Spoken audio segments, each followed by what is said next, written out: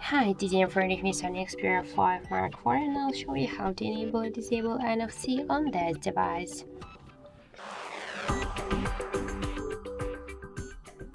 So first open the settings application and then tap to device connection section.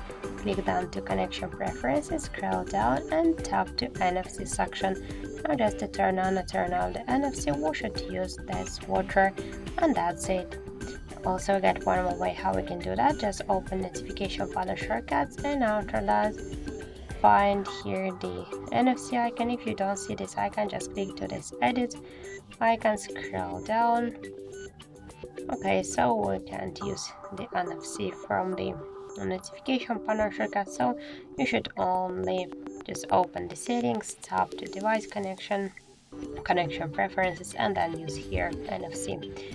So that's it. Thank you for watching, and if you find this video helpful, don't forget to leave a like, comment and to subscribe our channel.